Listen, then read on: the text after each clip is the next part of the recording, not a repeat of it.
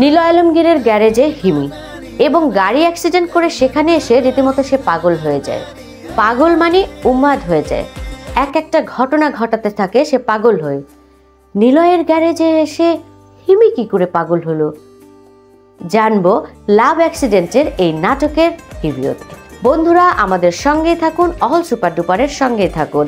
লাভ accident নাটকের অল্প করে কি ঘটেছে সেটি আজকে আপনাদেরকে জানাবো।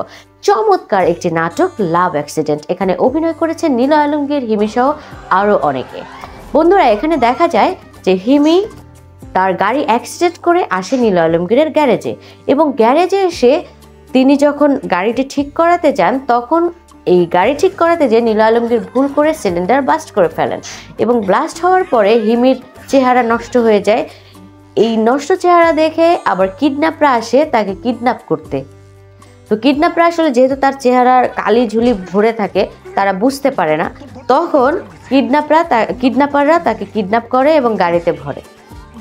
গাড়িতে ভরার পরে কিডন্যাপারদের গাড়ি তো যায় নষ্ট হয়ে, তারাও রীতিমতো নীল আলমগীরের গ্যারেজে আসে গাড়ি ঠিক করার জন্য।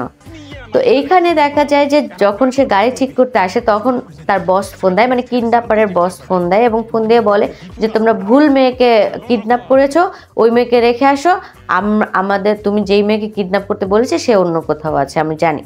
তো যাই হোক হিমিকে নীল আলমগীরের ঘাড়ে গছিয়ে দিয়ে কিডন্যাপাররা তো চলে যায়।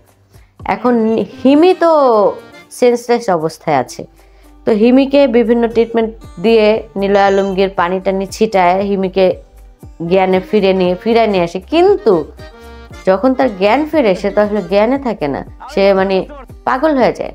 মানে সে হচ্ছে তখন কিছুই মনে করতে পারে না, সে কে, তার বাবাকে মাকে কিচ্ছু মনে করতে পারে না।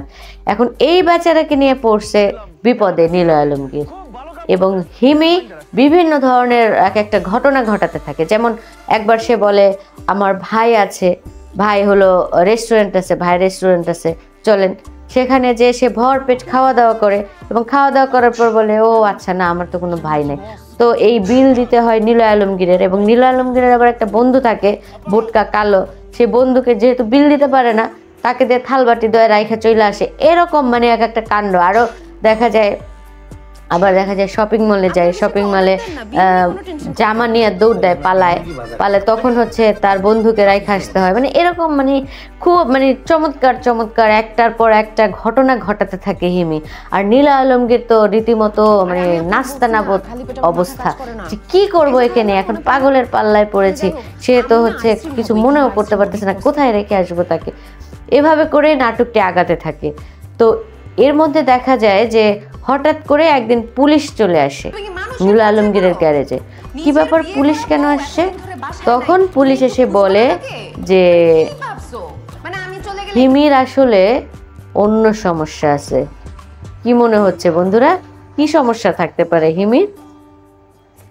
আসলে হিমি একজন চোর, গাড়ি চোর, সে আসলে গাড়ি চুরি করে। তো এইরকম করে নাটকটি হচ্ছে শেষ হয় এবং আরও একটু সাসপেন্স আছে, একদম অল্প একটু।